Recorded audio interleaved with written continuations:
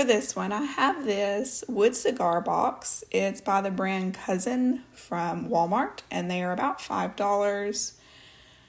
And I'm just going to give it a coat of this Varathane gel stain. I have that stain in my Amazon shop.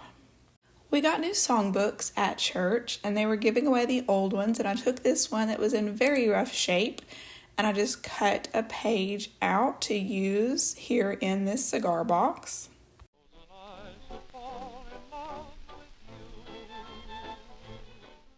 I tea stained it so it would match the look I was going for.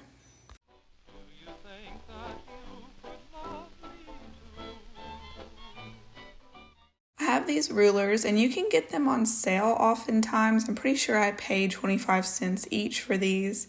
I removed the little plastic guide that's in them. It's very easy to do with some needle nose pliers.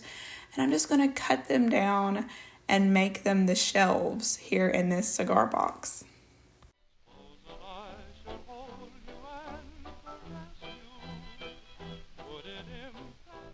I used some tumbling tower blocks from the Dollar Tree as spacers for my shelves.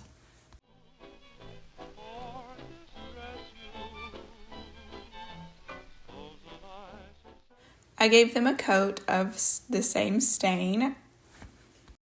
And I'm going to disassemble these clothespins and cut them down with my miter shears to make little brackets for the shelves.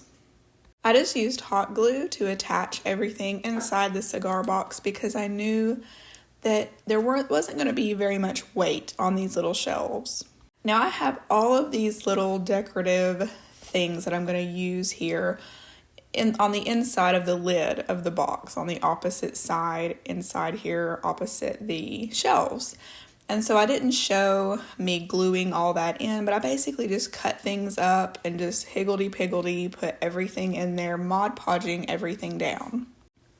Using a tumbling tower block, I made a mark on the same side, on each side there near the top of the cigar box. And I'm just using my Dremel to make 2 keyhole hangers. Making 2 of these keyhole hangers will make it hang more sturdy on the wall as opposed to a single hanger in the middle, which will allow it to tip back and forth. I got this 8x8 printed at Walgreens. There's the artist's name there on the screen. And I even though, of course, this cigar box isn't a perfect square, so I had to cut that down some. And I'm just going to Mod Podge that to the front of, on the top of the lid of this cigar box. I got this trim from Lowe's. It's very tiny trim. I don't know if it's 1/4 of an inch. I think this is it here on the screen. I found it on the Lowe's website. I believe this is it. It's about $5 for an 8-foot piece. And I'm just using my miter shears to miter those and to make trim to outline this image here on the lid. There are so many different ways you could make this little miniature shelf.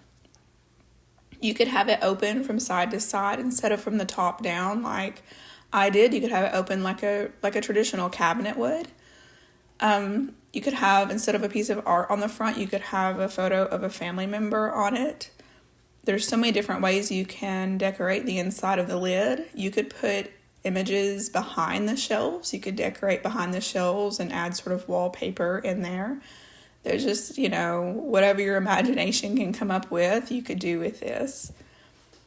And I will show more pictures of this later with miniatures actually on the shelves.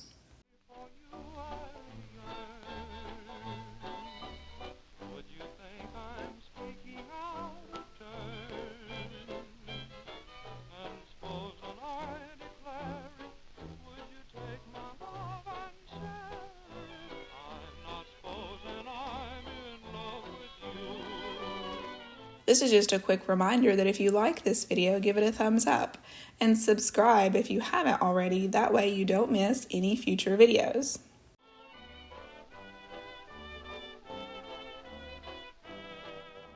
I got this basket at Goodwill for a couple of bucks. I'm going to take these garden shears and cut the handle off. After that, I cleaned up a little bit where the handles were.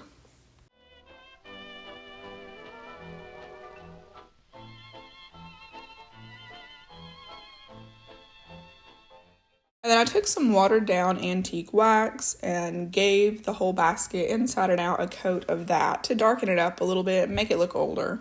I have this candle holder from the Dollar Tree. They do still sell them for $1.25.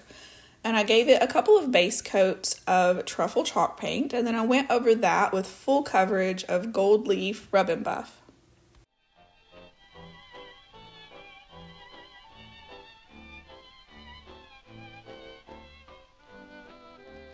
After that, I used a good amount of E6000 and just glued the base to the basket.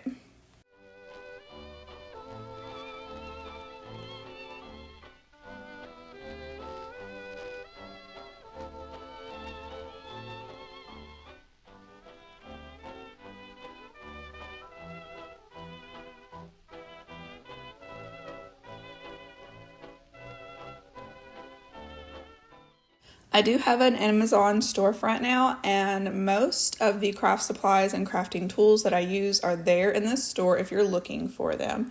But if there's ever something you're looking for that's not in there, just put a comment down in the comments and I will get back to you.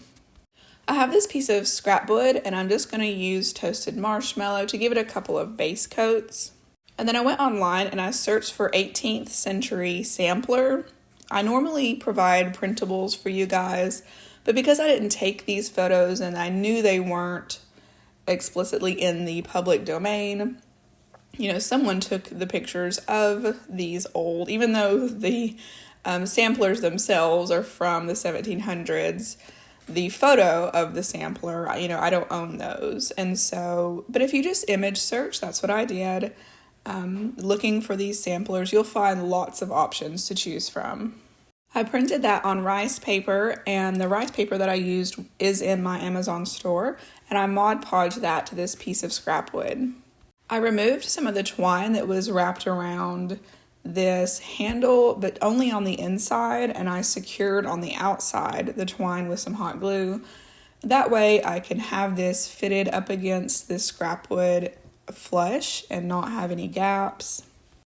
I used a combination of E6000 and some Titebond multi-surface glue and then clamped that handle onto this scrap wood here.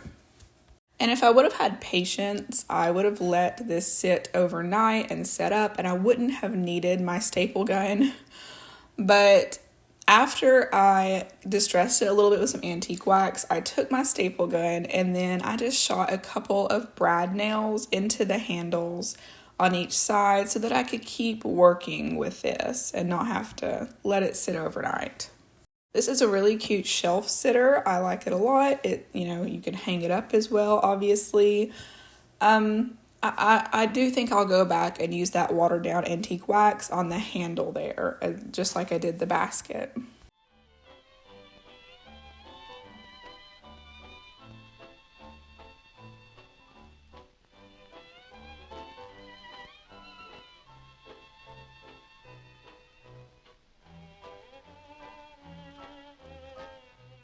This one, I have this giant craft stick I got from Walmart, and I'm cutting the end off of both ends there, making them the same size.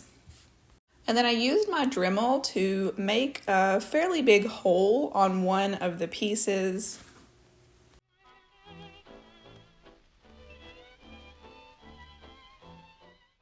I have this wood veneer tape. It's in my Amazon store as well.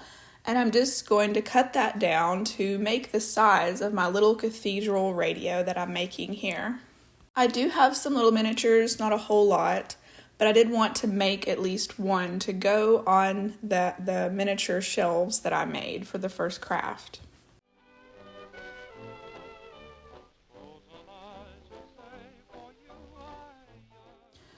I took some of this burlap ribbon from the Dollar Tree and I'm just going to cut a circle of that out to be the fabric on the speaker. Y'all, sometimes what I'm doing is so obvious that I just let the music play.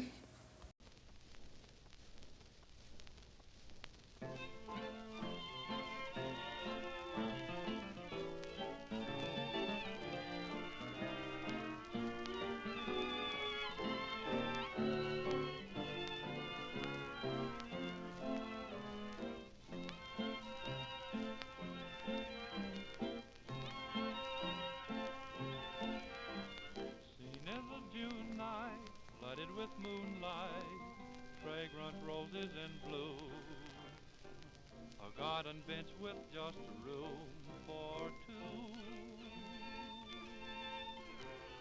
You are the shero, I am the hero, love is prompting the play. I cut another little piece of that veneer tape and glued that inside the bottom. Here's the cue where I say to you. And then I cut the head off of 2 straight pins, and I'm going to use that for the knobs.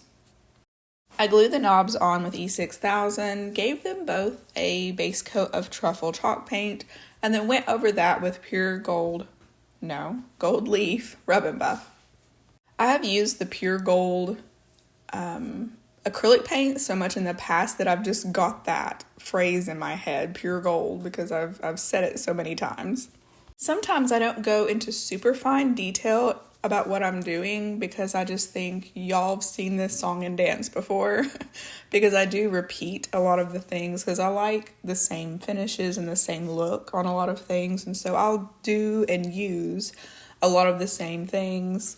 But if you ever have any questions, I know that I probably have some new subscribers, and so if you ever have any questions at all, just put those questions down in the comments and I will be happy to answer those. I'm in love with you, honey. Say you love me too, honey. No one else will do, honey. Seems funny, but it's true. I loved you from the start, honey. Bless your little heart, honey. Every day would be so sunny, honey, with you.